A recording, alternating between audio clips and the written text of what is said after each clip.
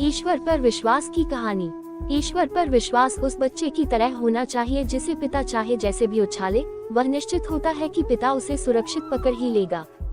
इसी तरह जो लोग ईश्वर पर विश्वास करते हैं वह हर परिस्थिति में सकारात्मक रहते हुए अपना कर्म करते हैं और परिणाम ईश्वर पर छोड़ देते हैं।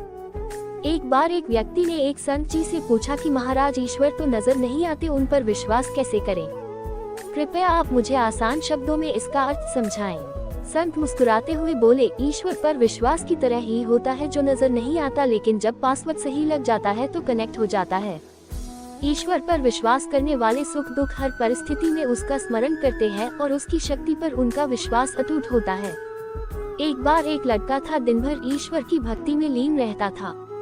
ना घर का कोई काम करता और न व्यापार में हाथ बटाता था, लेकिन साधु संतों की खूब सेवा करता। साधु संत हमेशा आशीर्वाद देते कि उसे जीवन में खूब तरक्की करो और ईश्वर के प्रति तुम्हारी आस्था बनी रहे। लेकिन कोई काम धंधा ना करने के कारण उसका परिवार उससे बहुत परेशान था। जिस राज्य में वह लड़का रहता था, वहाँ के राजा की कोई संतान नहीं थी। संतान प्राप्ति के लिए उसने बहुत से उपाय किए। एक बार उसे किसी ने बताया कि अगर वह किसी नौजवान की बलि देगा तो उसे अवश्य संतान की प्राप्ति होगी। अब राजा के लिए समस्या थी कि बलि के लिए नौजवान कहां से लाएं।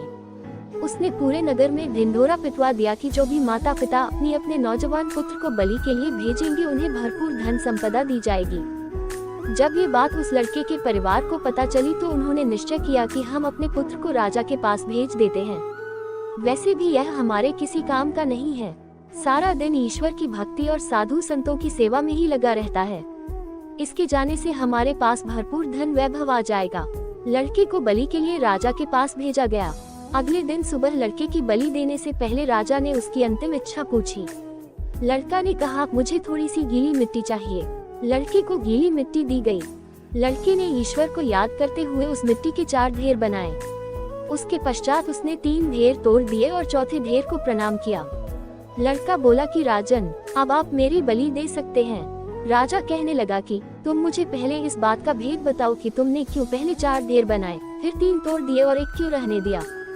लड़का कहने लगा कि राजन, आप तो बस अब बलि दे, यह मेरी और मेरे ईश्वर के बीच की बात है, इसे रहने दे। राजा बोला, यह मेरा आदेश है कि बताओ तुमने 3 ढेर क्यों तोड़े और चौथा क्यों नहीं तोड़ा। लड़का बहुत विनम्रता से बोला कि राजन, कोई भी मनुष्य अपनी रक्षा के लिए सबसे पहले माता पिता, राजा और देवता पर विश्वास करता है, लेकिन मेरे माता पिता ने तो मुझे स्वयं आपके पास बलि के लिए भेजा है, इसलिए मैंने पहली ढेरी तोड़ दी। उसके पश्चात वह राजा से प्राण रक्षा के लिए फरियाद करता है, लेकिन यहाँ पर तो स्वयं राजा ही मेरी बलि दे रहा है, इसलिए मैंने दूसरी ढेरी भी तोड़ दी। फिर व्यक्ति देवता की ओर देखता है, लेकिन यहाँ पर तो देवता को ही बलि दी जा रही है, इसलिए मैंने तीसरी ढेरी भी तोड़ दी। लेकिन अंतिम ढेरी उस ईश्वर पर विश्वास की है। मैंने अपने ईश्वर से कहा, मैं अपनी अंतिम सांस तक आप पर विश्वास करूंगा, इसलिए मैंने चौथी ढेरी नहीं तोड़ी। लड़के की बातें सुनकर राजा को आभास हुआ कि यह लड़का तो बहुत ज्ञानवान है। राजा ने उसकी बलि देने का विचार त्याग दिया। उस लड़के के ईश्वर की प्रति विश्वास ने उसकी आस्था को टूटने नहीं दिया और ईश्वर की कृपा से राजा का मन बदल गया और उसने लड़के को ही अपना उत्तराधिकारी घोषित कर दिया। इसलिए तो कहते हैं कि ईश्वर की भक्ति में असंभव दिखने वाली चीजें भी संभव हो जाती है। अगर आपको मेरी यह कहानी अच्छी लगी हो तो प्लीज मेरे चैनल को सब्सक्राइब, लाइक और शेयर कर देना और बेल आइकन को प्रेस कर देना। धन्यवाद।